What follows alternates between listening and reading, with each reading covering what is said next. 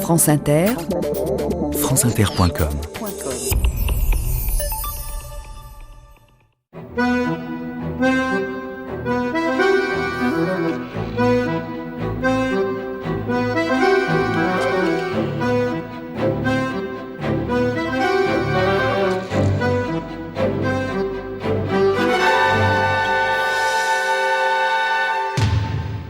On l'a appris il y a tout juste quelques semaines, l'un des plus importants marchands d'armes au monde, en tout cas l'un des plus connus, a été arrêté aux États-Unis. Jacques Monsieur, citoyen belge résidant en France, a été inculpé par un grand jury pour conspiration. L'administration américaine lui reproche en effet d'avoir tenté d'exporter illégalement des pièces détachées d'avions de combat vers l'Iran, un État frappé d'embargo par Washington. C'est une accusation très grave dans un pays où l'on ne plaisante pas avec ce genre d'affaires. Le trafiquant encourt une peine de 65 ans de prison. Cette arrestation pourrait donc sonner l'âge de la retraite, une retraite forcée, pour un homme qui a joué un rôle occulte dans la plupart des conflits armés de ces 3 dernières décennies. Mais le mystère qui entoure le personnage de Jacques Monsieur sera-t-il dissipé pour autant ? Pas sûr. L'homme est habile et détient encore de nombreux secrets. Ses liens avec les services de renseignement de nombreux États n'ont jamais vraiment été éclaircis et bien conseillé par quelques avocats éminents, il n'est pas exclu qu'il puisse une fois de plus échapper à une détention de longue durée, comme il l'a déjà réussi en Iran, en Turquie, en Belgique et en France. Il était donc tentant pour M. X de retracer la carrière du marchand d'armes et de mettre en lumière quelques vérités très embarrassantes. Vous savez combien les coïncidences suscitent immédiatement chez moi une grande méfiance. Alors, considérez celle-ci.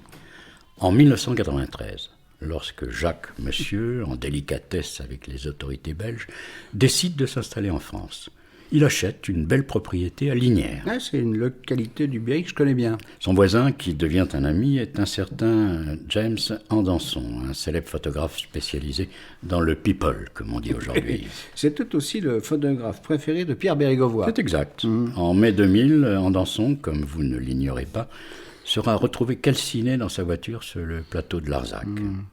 Un suicide. En principe, oui. Et pourtant, jamais on n'a pu expliquer pourquoi cet homme fortuné et apparemment heureux avait choisi de se donner la mort. Ouais, comme Pierre Bérégovoy qui avait noué des relations amicales avec le paparazzi. Vous n'allez quand même pas faire un lien entre toutes ces affaires. Sans doute. Mais avouez qu'il y a pourtant de quoi s'interroger. D'autant que pour nombre d'experts, le suicide d'Andanson est très suspect. Celui de Bérégovoy est aussi fréquemment remis en cause. Je sais. Mais sur ce point précis, personne ne m'a encore convaincu que la mort du Premier ministre de François Mitterrand aurait pu être un assassinat. Alors passons. Dernière coïncidence, mais elle n'est guère étonnante, c'est aussi dans le Berry que sont installés quelques fleurons de l'industrie française de l'armement. Lucher autrefois. Et Giat, industrie aujourd'hui. Je me bornerai à rappeler que la société Lucher, absorbée ensuite par Giat et sa filiale Nexter, a été au cœur de l'Irangate à la française. C'est-à-dire la vente illégale et clandestine de considérables quantités d'obus à l'Iran lors de la première guerre du Golfe. Mais il n'y avait pas que Lucher.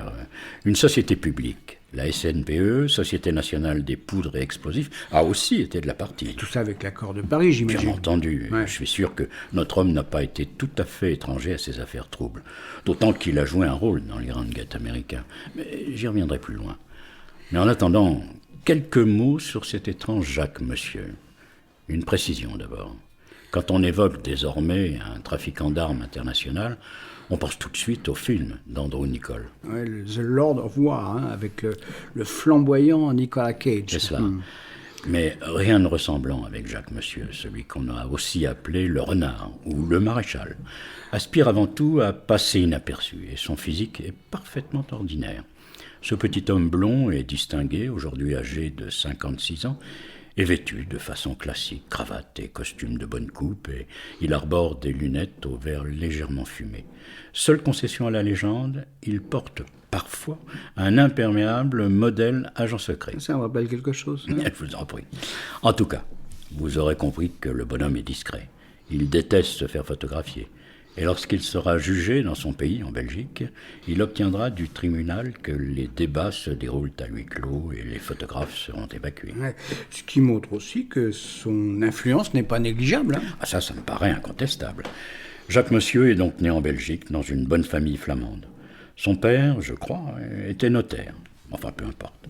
Le jeune homme, après des études de droit à l'université de Louvain, s'engage dans une école militaire. Une vocation ? Ça, je n'en sais rien. Mais il doit donner satisfaction à ses supérieurs, puisqu'à la sortie, il obtient ses galons d'officier de réserve. Et ensuite ? On le retrouve au Portugal, où pendant 2 ans, il s'initie à l'art équestre avec un célèbre écuyer. Oliveira ? Lui-même. Vous l'avez connu ? Non, mais j'ai eu la chance de le voir travailler. Enfin, bon, après 2 ans chez Oliveira, là, ça doit être un excellent cavalier. Et hein. un passionné d'équitation. Dans le Berry, il sera même éleveur de chevaux, et ce ne sera pas seulement une couverture pour dissimuler ses autres activités. Quoi qu'il en soit, c'est peut-être au Portugal qu'il est entré en contact avec un service secret états-unien. Ah, la CIA ? Non, plutôt la DIA, c'est-à-dire le service de renseignement de l'armée. Mais qu'est-ce qui peut intéresser les espions américains chez ce jeune homme qui ne pense qu'aux chevaux ? C'est un officier de réserve, ne l'oubliez pas. Et après ces 2 années de congés sabbatiques et équestres, monsieur va rempiler. D'autre part, vous savez bien qu'en ces années-là, les Américains s'intéressent beaucoup à la Belgique, ventre mou de l'Europe. Et qui accueille le siège de l'OTAN. Hein. Et là-bas, comme en Italie ou en Turquie, nous en avons parlé récemment, on va observer la montée en puissance d'une stratégie de l'attention. Avec des attentats ou des crimes commis parallèlement par l'extrême gauche et l'extrême droite. Lire en particulier ces fameuses tueries du Brabant. Une affaire qui, je vous le rappelle, n'a toujours pas été éclaircie et qui ne le sera sans doute jamais à cause de la prescription qui court désormais. Ouais. Mais il est à peu près certain que le Gladio avait infiltré la gendarmerie belge et les organes de renseignement. Hein. D'où le soupçon qui pèse toujours sur les services secrets américains. En tout cas, vous voyez que le recrutement d'un jeune officier belge prometteur pouvait intéresser la DIA. D'ailleurs, et ce n'est pas un hasard, Jacques Monsieur, de retour dans son pays, est approché par les services belges. Oui, il est recruté comme agent. Enfin, il l'a toujours laissé entendre, mais n'a jamais produit aucune preuve. Il faut bien comprendre que pour lui, affirmer qu'il est un agent de renseignement lui sert de système de défense. Quand on lui reprochera de vendre illégalement des armes, il rétorquera qu'il n'a fait qu'obéir à ses employeurs. Et entre parenthèses, ça lui permettra de mouiller pas mal de services secrets, tant belges que français, états-uniens et même israéliens. Il aurait donc été multicarte. C'est ce qu'il a toujours prétendu. Mais je sens là que vous avez des réserves. Hein. Oui. Cependant, je n'exclus nullement que monsieur ait été très régulièrement un informateur des services secrets. C'est quand même très différent. Honorable correspondance. C'est ça. Et ça s'explique assez bien. Quand on fait le métier de monsieur pendant de si longues années, on accède forcément à des informations très sensibles. Et ça peut intéresser les services de renseignement. Et contre la communication de ces informations, on peut demander à bénéficier d'une couverture ou à tout le moins d'une sorte d'impunité. C'est un peu le système des indices de la police criminelle. Hein, ça y ressemble, oui. Mais on en reparlera, car cette question se trouve forcément au centre de ce dossier. J'ajoute une seule précision avant de poursuivre. Bruxelles était alors, au temps de la guerre froide, un véritable nid d'espions. Et naturellement, la présence du siège de l'OTAN y avait sa part. Quand monsieur entre-t-il dans la carrière, si j'ose dire ? Il semble bien que c'est la guerre Iran-Irak qui lui a permis de faire ses premiers pas dans le commerce des armes. Mais j'imagine qu'on ne s'improvise pas marchand d'armes. Il avait quoi, des prédispositions, des contacts Eh bien, je vais être franc, je n'en sais trop rien. A-t-il été poussé dans cette voie par ses contacts dans les services de renseignement ? C'est probable, mais je ne peux pas en dire plus. Service belge ou états-unien alors ? La différence n'est pas énorme. À cette époque, les Belges n'avaient pas grand-chose à refuser aux Américains. Et quoi qu'il en soit, il faut noter qu'il a donc commencé avec l'Iran, et que c'est aussi l'Iran qui a peut-être provoqué la fin de sa carrière. Iran où il passera aussi de longs mois en prison et au secret, mais n'allons pas trop vite. En tout cas, au début des années 80, il débarque un beau jour à Téhéran avec dans ses valises de très beaux catalogues de matériel militaire. Et ça non plus, ça ne se trouve pas au coin de la rue. Surtout lorsqu'il s'agit d'équipements très sophistiqués comme des systèmes radars ou des missiles dernier cri, et j'en passe. Monsieur proposera aussi à la vente des hélicoptères et des pièces détachées d'avions ou de blindés. Rien que du lourd. Il faut bien appâter le client. Non, plus sérieusement, il est certain que Jacques Monsieur, lorsqu'il a débarqué à Téhéran, avait une connaissance précise des lacunes en matériel des Iraniens, qui étaient alors engagés dans une terrible guerre contre leurs voisins irakiens.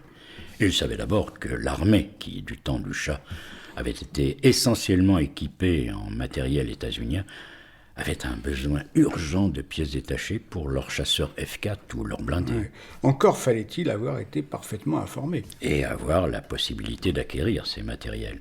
Et ensuite, de pouvoir les acheminer en Iran, malgré les embargos. Et ça, c'était encore une autre affaire. Dans un excellent roman à clé, Le premier principe, le second principe, Serge Bramley a imaginé un personnage de marchand d'armes, Richard Drouin, qui par bien des côtés ressemble à Jacques Monsieur. Et je ne résiste pas au plaisir de vous lire cet extrait au cours duquel Bramley trace un portrait de son personnage. C'était un petit homme sympathique. Diverses fossettes creusaient son visage chaque fois qu'il souriait. Il possédait aussi des yeux pétillants derrière des lunettes à monture métallique, de bonnes joues fraîches que parfumait un aftershave au santal, un crâne déjà déplumé et une moustache poivre et sel, laquelle, loin de le vieillir ou de conférer de la sévérité à ses traits, lui donnait un air puéril, inoffensif, qui secondait à merveille le travail des fossettes. On eût dit une moustache de nain de jardin. Mr. Joyful, Monsieur Joyeux, tel était d'ailleurs le sobriquet dont le gratifiaient nos cousins d'Amérique. J'ajoute que dans ce roman publié en 2008 par Lattès, on trouve aussi un célèbre photographe, Max Jameson, qui n'est pas sans rappeler ce James Andanson évoqué par M. X au début de cet entretien.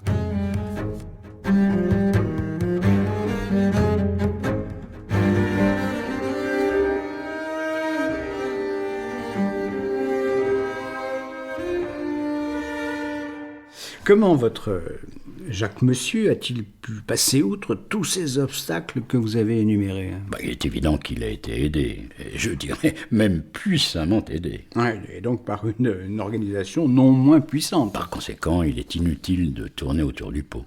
Seul un service états-unien pouvait se trouver derrière. Avec les Belges comme intermédiaires. C'est ce que je crois. Ouais. Je veux bien accepter votre hypothèse, encore faut-il m'expliquer. Très simple.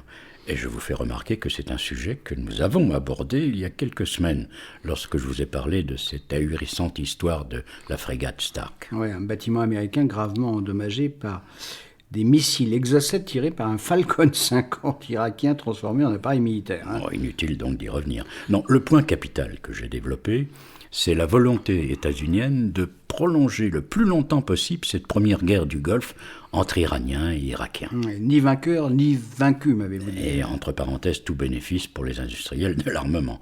À Washington, si on nourrissait une franche animosité à l'égard du régime des ayatollahs, en particulier à cause du risque de contagion islamiste dans d'autres pays de la région, on n'avait pas trop envie non plus que l'Irak devienne la principale puissance du Moyen-Orient.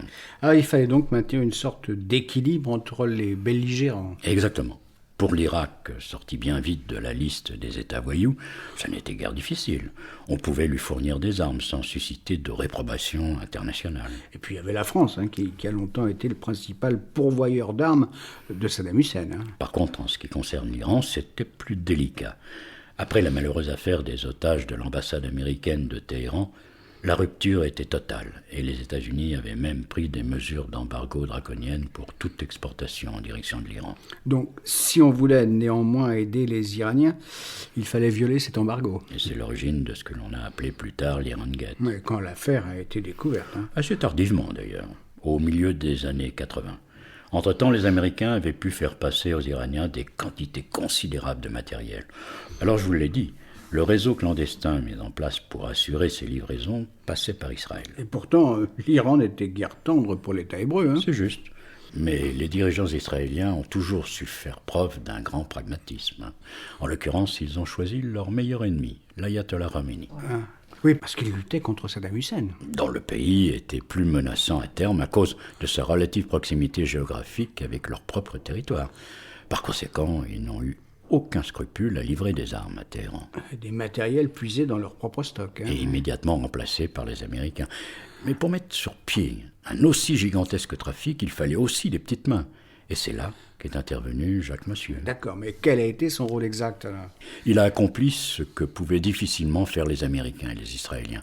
C'est-à-dire qu'il s'est rendu en Iran et qu'il a pu nouer des contacts directs avec les décideurs iraniens. Ah, il est donc devenu un acteur de l'Iran Gate, lui. Aux côtés du cow-boy Oliver North et de quelques autres. Ça lui a permis de se constituer un solide carnet d'adresses en Iran. D'autant que beaucoup de gens qu'il a connus ont ensuite grimpé dans la hiérarchie du régime. Ouais, petit ayatollah devient grand. Et monsieur a-t-il joué aussi un rôle dans l'Iran Gate français? C'est probable. Au fond, c'est pratique d'être belge. Je ne sais pas comment il faut prendre votre remarque, mais je voudrais attirer votre attention sur un autre point. Quand on vend des armes à un pays, on récolte en même temps des renseignements très importants sur la situation militaire du pays. Des renseignements en creux, si vous voulez. En creux, c'est-à-dire? Eh bien, on découvre par exemple quels sont les points faibles du pays en question. Ouais, en matière d'équipement militaire. Hein. Bien évidemment. Et ça, ce sont des informations dont les services secrets sont très friands. Autre aspect, qui n'est pas négligeable, monsieur s'est donc fait des amis en Iran. Et parfois, il n'existe plus grande différence entre un ami bien renseigné et bavard et un espion, si vous voyez ce que je veux dire. Monsieur aurait donc pu recruter des agents. Et sans doute même leur proposer de solides rétributions. Après tout, dans n'importe quelle affaire de vente d'armes, il y a des pots de vin. Alors un peu plus, un peu moins. Et puis à partir du moment où l'on paye, on tient les gens. Ah, des obligés, oui. Et je suis certain que monsieur a dû distribuer pas mal d'argent. Indirectement, bien sûr. Et presque toujours sur des comptes bancaires ouverts hors d'Iran. Ouais. En tout cas, ce que vous me racontez là accrédite la version monsieur agent de renseignement. C'est vrai. Et dans son histoire, la frontière est souvent bien mince entre son petit commerce et le travail d'espionnage. Mais je reviens à cette affaire de recrutement d'agents. Avez-vous un exemple? Oui. Notre homme a été à l'origine du recrutement d'un général iranien. Un type qui est devenu une taupe américaine. Mais après de longues années de double jeu, il a fini par être démasqué et condamné à mort. D'ailleurs, les ennuis qu'a connus plus tard monsieur en Iran ne sont peut-être pas étrangers à la découverte de cette taupe. À moins que ses activités et ses rencontres avec ses amis iraniens ne l'aient amené à approcher de trop près de redoutables secrets. Pourquoi? En matière nucléaire, par exemple. Mais nous verrons tout cela de plus près. Pour l'instant, restons dans les années 80.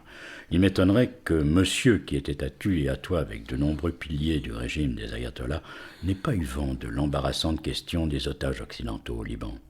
Aujourd'hui comme hier, pour les gens qui savaient, il apparaît évident que les ravisseurs opéraient directement sur ordre de Téhéran. Oui, via le Hezbollah libanais. Oui, il s'agissait pour les ayatollahs de faire pression sur les gouvernements occidentaux afin qu'ils cessent de soutenir l'Irak. Et il en a été de même pour quelques attentats. En particulier les attentats qui ont frappé Paris en 1986. S'y ajoutait aussi, en l'occurrence, la question de la dette française dans l'affaire Eurodif. Ouais. Le contrat nucléaire passé avec l'Iran du temps du Shah est jamais honoré par la France. Oui, mais enfin, ne nous éloignons pas trop. Ouais. Vous parliez des otages, là. Là encore, je n'ai pas de certitude, mais monsieur, grâce à ses contacts à Téhéran, était certainement un des personnages les mieux placés pour obtenir des informations et peut-être même agir en vue d'obtenir la libération des otages. Ouais, mais vous n'en savez pas plus. Non. Et ce dossier a donné lieu à tellement de manœuvres et de manipulations diverses qu'il est difficile de cerner la vérité. Et ça m'amène à vous parler d'un coup fourré dont a été victime Jacques Monsieur. Une très curieuse histoire. Racontez alors. En 1986, les douanes belges mettent la main sur une valise appartenant à un citoyen israélien qui possède aussi la nationalité sud-africaine, un certain David Benelli. Et en ouvrant ce bagage, ils découvrent une vraie malle au trésor. S'y trouvent en effet de nombreux documents faisant état d'achats et de vente d'armes. Mais il y a aussi des imprimés vierges, des administrations suisses et sud-africaines, et des négatifs permettant de reproduire des cachets de différentes douanes. C'est une panoplie de faussaires. Et de marchands d'armes se jouant des lois existantes. Car il y a aussi dans la valise des documents très précieux.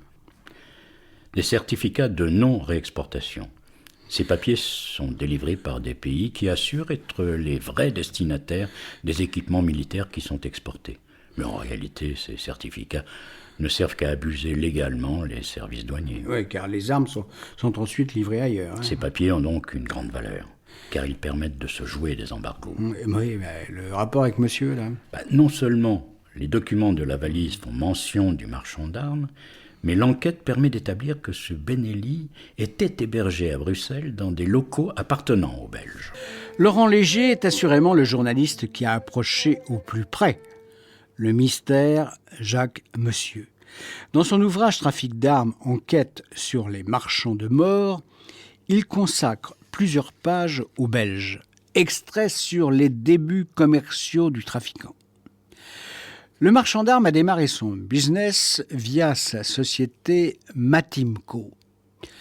Enregistrée en 1980 au registre du commerce de Bruxelles, cette société, qu'il a reprise à un homme d'affaires, dispose, selon les documents déposés en registre du commerce, d'un curieux objet social. L'importation et commerce de gros de confection pour dames, messieurs et enfants. Intermédiaire commercial, bureau d'études et de conseil. On rêve. La société, qui sert donc de couverture aux discrètes activités du trafiquant, est enregistrée comme entreprise textile. Il utilisera également d'autres sociétés, en fait, de simples coquilles telles que la nébuleuse CIC Benelux, dont il dit être le représentant, elle-même liée à CIC USA et CIC Madrid, ou une structure enregistrée dans le paradis fiscal de Guernesey, Globian International Trading.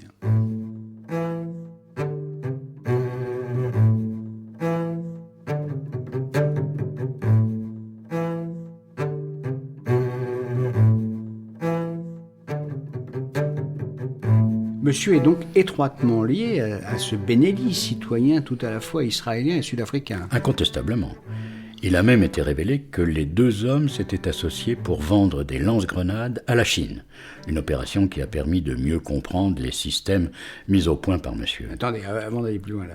La Chine après l'Iran. Alors monsieur a élargi le cercle de ses clients. Et ce n'est qu'un début, vous le verrez. Alors pardon, je vous ai interrompu là. Je vous parlais de la méthode monsieur.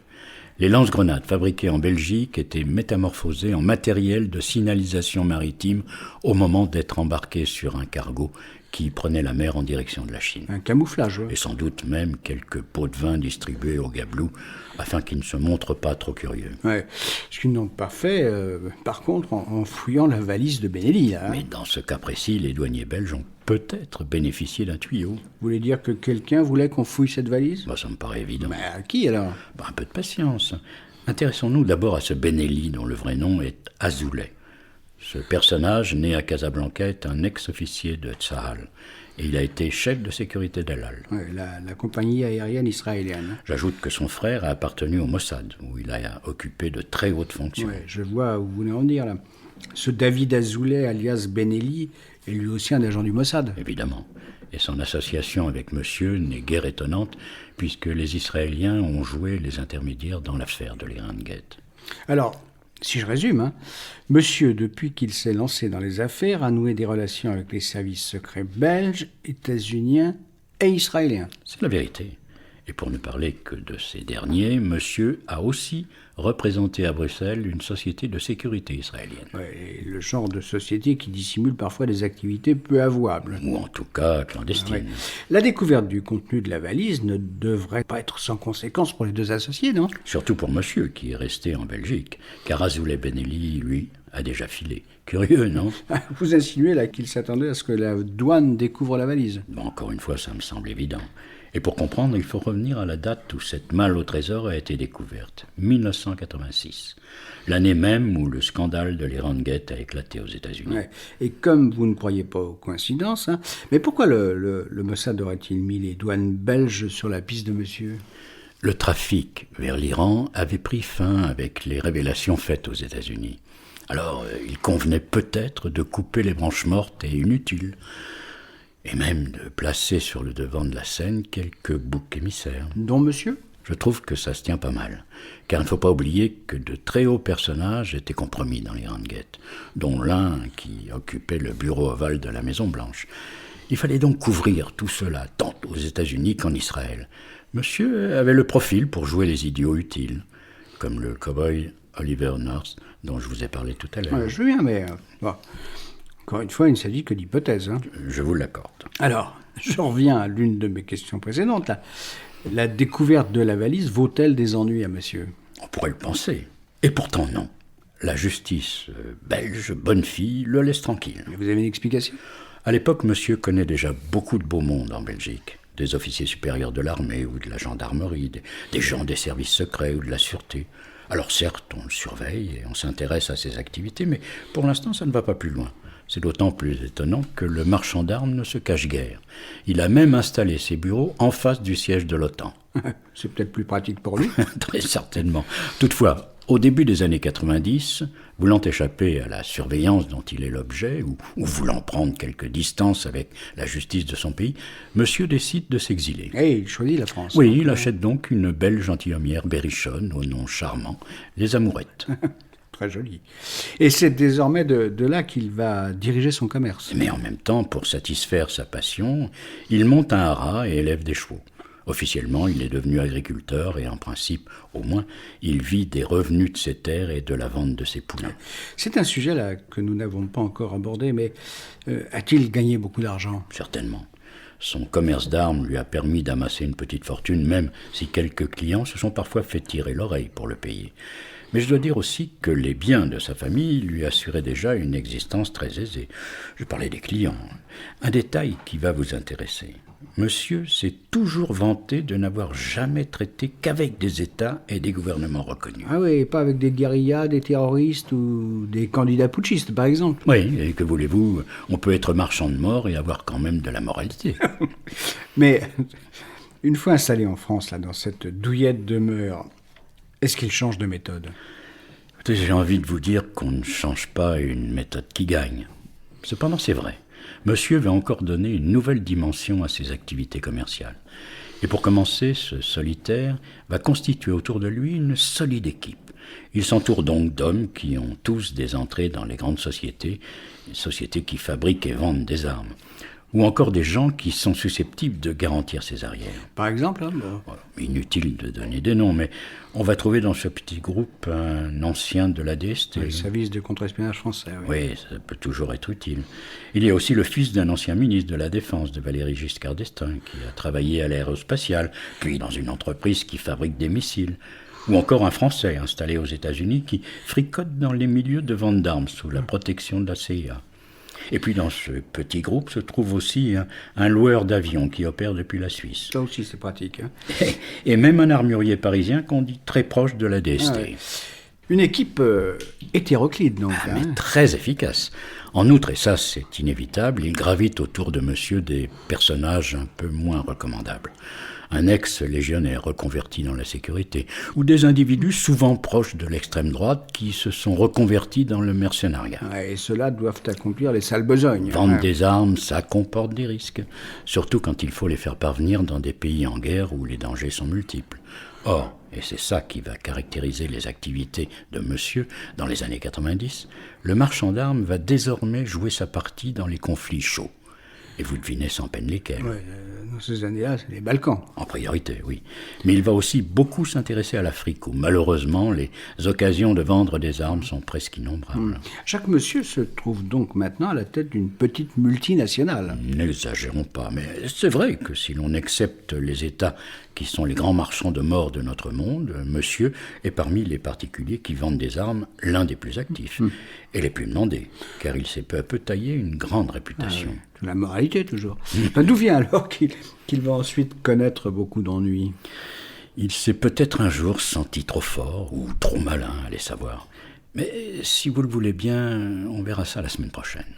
Et je vous promets, vous aurez votre lot de surprises. À commencer par l'implication des services français dans ce douteux commerce. Des services pour lesquels monsieur n'a été qu'un pion parmi d'autres. Pour conclure, très provisoirement, je reviens au livre très documenté de Laurent Léger, publié par Flammarion. Il évoque une rencontre en 2004 avec Jacques Monsieur. L'homme a alors de sérieux soucis et Léger en parle ainsi. Un portrait qui pourrait aussi s'appliquer à d'autres trafiquants d'armes. Mal à l'aise dans la lumière, embarrassé face à quelques certitudes, l'homme est fier, voire orgueilleux, ne supporte pas de remise en cause et met une énergie puissante au service de sa vérité.